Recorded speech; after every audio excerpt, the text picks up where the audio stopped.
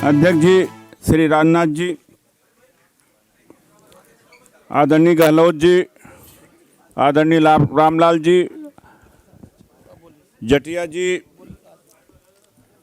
Doctor विजय Sonkar Shastri ji, doctor Sudhanshu Trivedi ji, विजय जोली जी, पत्रकार भाइयों और मेरे समर्थकों, साथियों, एक छोटी सी प्रक्रिया या यूं कहा जाए कि एक प्रक्रिया के माध्यम से गुजरते हुए आज इस मुकाम पर हम पहुंचे हैं। भारतीय जनता पार्टी ने इस दलित आदिवासी समाज को भागीदारी देने का आश्वासन दिया है और केवल वार्तालाप के ही माध्यम से यह बात प्रमाणित नहीं होती, बल्कि जब वाजपेयी जी इस देश के प्रधानमंत्री थे तो उस समय मैं अनुसूचित जाति जनजाति परिसंघ के नेतृत्व में देशव्यापी आंदोलन कर रहा था। वाजपेयी जी से मिला, वाजपेयी जी ने कहा कि आरक्षण छीना है सामाजिक न्याय की सरकार में, करे कौन भरे कौन। एक मजाक के तौर पर उन्होंने बोला, हम कहा करना तो आपको पड़ेगा। उनकी दरिया दिली रही भारतीय जनता पार्टी की दलितों आदिवासियों के प्रति लगाव रहा, जिसके वजह से भारत के संविधान में 81वां, 82वां और 85वां संवैधानिक संशोधन हुआ था और आरक्षण से संबंधित जो लाभ, जो बेनिफिट्स हमसे छीने गए थे वो वापिस हो सके। अभी जो प्रक्रिया की बात मैं कह रहा था, आज अगर दलित समाज को आरक्षण न प्राप्त हो, न मिले, तो वह वहीं पर खड़ा हुआ है जहां जब देश आज़ाद हुआ था।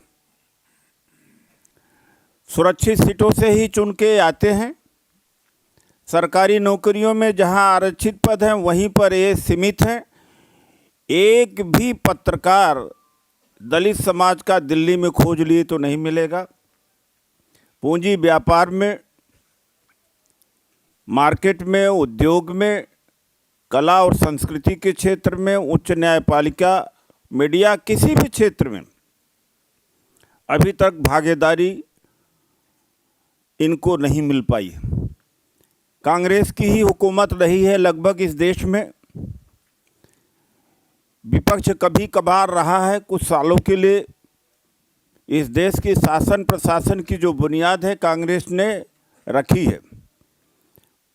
अगर इस देश में आज भुखमरी है, असमानता है, गरीबी है, तो जिम्मेदारी कांग्रेस के ही ऊपर पड़ती है और कोई जिम्मेदार नहीं। जो बुनियाद रखता है जिम्मेदारी उसी की होती है। बीजेपी को भी देश की बुनियाद रखने का अभी पर्याप्त समय नहीं मिला। कुल मिला के 6-7 साल मिले होंगे, 66 साल।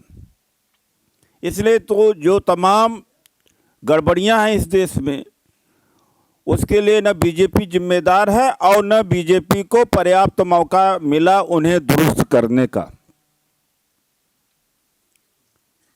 10 साल हो गए मनमोहन सिंह की सरकार को चलते हुए, एक काम नहीं हो पाया है।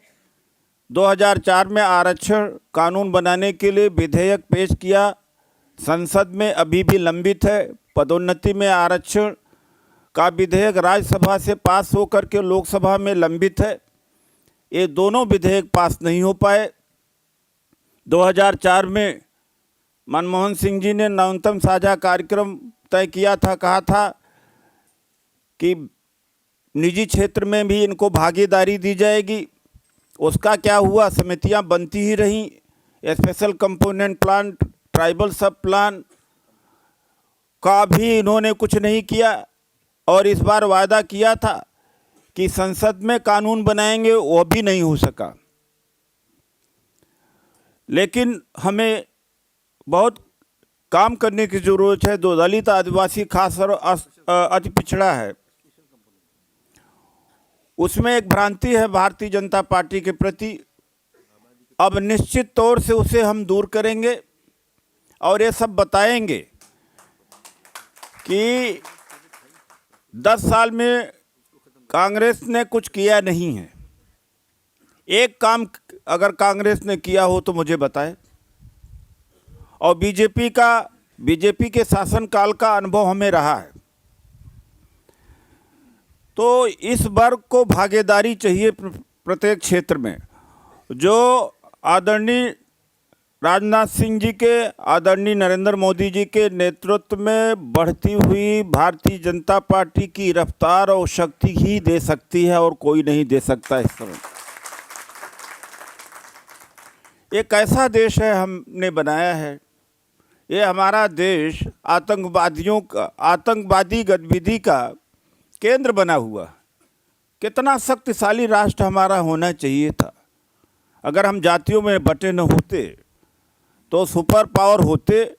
अगर सुपर पावर अभी तक नहीं हो पाए हैं, तो मैं आश्वासन देता हूं राष्ट्रीय अध्यक्ष जी के सामने कि हम देश को सुपर पावर बनाने का पूरा प्रयास करेंगे। हम दलित, आदिवासी को जोड़ेंगे। सत्ता मिलेगी, जब सत्ता मिलेगी तो कठोर कानून होंगे। तब न पाकिस्तान और बांग्लादेश चू नहीं कर सकेंगे। बांग्लादेश से करोड़ों लोग यहाँ पर आ रहे हैं। जैसे लगता है कि इस देश का कोई देखने ताकने वाला ही नहीं, जो चाहे घुस जाए इस देश के अंदर। चीनी घुसपैठ भी कभी कभार होता ही रहता है। ये कोई मजबूत राष्ट्र की निशानी नहीं है। हमें राष्ट्र की भी उतनी ही चिंता है जितना दलित की चिंता है, आदिवासी की चिंता है, अति पिछड़ों की चिंता है। हम इस तरह का भारत का निर्माण करना चाहते हैं। कुछ लोगों ने, कल से 24 घंटे हो गए, किसी तरीके से खबर मीडिया को लगी, हजारों फोन आए। लोगों ने कहा कि आप भी चले गए। तमाम सारे लोगों की प्रतिक्रिया आई। कहा कम से कम 3 नेता बचे हुए थे। डॉक्टर पासवान जी का एक जनरसिटी है, दरिया दिली है। उन्होंने दिल खोल करके जो हमारे बारे में कहा है, शायद उसके योग्य तो नहीं हूँ, लेकिन उन्होंने कहा 3 नेता जो हैं इस देश में दलित के, तीनों बाहर बीजेपी से थे। तो आज एक नेता बीजेपी के अंदर में आ गया। एक नेता वो बीजेपी में आ जाए तो अच्छी बात है, लेकिन एक नेता जो बीजेपी के नाम, जो दलित के नाम पर उन्होंने दलितों का सबसे ज़्यादा समर्थन जाहिर किया है, अब हम उन्हें देखते हैं कि आगे दलितों को बेवकूफ़ नहीं बना पाएंगे, मूर्ख नहीं बना पाएंगे। पार्टी का अगर हमें पूरा समर्थन मिलेगा, और निश्चित तौर से हमें मिलेगा। और मैं तो उस पार्टी के अस्तित्व के बारे में सोचता हूं कि उसके अस्तित्व का कोई मतलब ही नहीं है। जब नई आर्थिक नीति इस देश में आती है, उसी समय बहुजन समाज पार्टी का जन्म होता है। तो न बहुजन समाज पार्टी निजीकरण को रोक पाती है, न निजी क्षेत्र में भागीदारी इन वर्गों को ले दे पाती है। तो ऐसे में बहुजन समाज पार्टी के अस्तित्व का कोई मतलब ही नहीं है। इसका अस्तित्व खत्म होना चाहिए और दलितों को भारतीय जनता पार्टी में आना चाहिए। This is what I feel and this is the correct position. तो हम वो भी कोशिश करेंगे कि ये जो इस समय वातावरण बना हुआ है, आदरणीय अध्यक्ष जी से एक और इजाज़त मैं चाहूँगा, अगर पार्टी सोचेगी झूठ और भ्रष्टाचार का जो इस समय झूठ बनाम भ्रष्टाचार, ये अरविंद केजरीवाल जी मेरे जूनियर रहे। ये भ्रष्टाचार में इन्होंने, झूठ में इन्होंने पीएचडी कर दी है, और अगर हमें इजाज़त मिल गई तो इनके झूठ का पर्दाफाश हम खड़ा कर देंगे। कुछ वाल्मीकि समाज प्रभावित होकर के उधर गया है, क्योंकि झाड़ू से उनका भावनात्मक लगाव है, और उन्होंने झूठ भी बोला है। कहा कि सफाई कर्मचारियों को वो अस्थायी करेंगे, ठेकेदारी प्रथा समाप्त करेंगे। 49 दिन की सरकार चली है, 49 मिनट भी नहीं लगते एग्जीक्यूटिव ऑर्डर पास करने को। वो चाहते तो ठेकेदारी प्रथा समाप्त कर सकते थे, इनको अस्थायी भी कर सकते, वो काम नहीं किया, बल्कि इन्होंने प्रोपेगेंडा और माहौल अराजकता का माहौल पैदा किया, और जन लोकपाल बिल बनाने के बहाने सरकार गिरा ली। तो वाल्मीकि समाज और दलित समाज से खास तौर से मैं इनसे आगाह करता हूं कि इनसे सावधान रहे। ये देश के लिए बड़ी खतरनाक शक्ति पैदा हुई है, इसके पीछे बहुत बड़ा षड्यंत्र है। उस विस्तार में मैं नहीं जाना चाहता हूं। अब मुझे पार्टी मौका देगी तो उन सारे षड्यंत्रों का भी मैं खुलासा करूंगा, क्योंकि मैं भी फाइनेंस का आदमी हूं, मैं भी आईएएस हूं। आदरणीय अध्यक्ष जी, मैं इनकम टैक्स डिपार्टमेंट में था तो मुझे गब्बर सिंह के नाम पर जानते थे लोग, लेकिन ये अरविंद केजरीवाल को चूहे के नाम से जानते थे। एक टैक्स का चोर नहीं पकड़ा है, अगर पकड़ा हो तो मुझे बता दें। और मैं सामाजिक राजनीतिक, जो आदमी प्रशासनिक रूप से असक्षम रहा हो, सरकार मुख्यमंत्री बन करके भी कुछ न किया हो, और इनकम टैक्स डिपार्टमेंट में रह करके एक भी इनकम टैक्स का अच्छा केस न किया हो, वो हंगामा ही खड़ा कर सकता है, देश को नहीं बदल सकता है, वो धोखा ही दे सकता है। तो इन्हीं शब्दों के साथ मैं अपनी बात को यहाँ पर समाप्त करता हूँ, और मैं आभार प्रकट करता हूँ रामलाल जी का, आदरणीय अध्यक्ष जी का, सारे लोगों का जो श्रेष्ठ नेता हैं, कि जो अभी तक नहीं हुआ है, आपका आशीर्वाद समर्थन रहा तो वो अब बीजेपी में होगा, और एक युग परिवर्तन अब शुरू होगा इस देश के अंदर, दलित की भागीदारी के साथ में।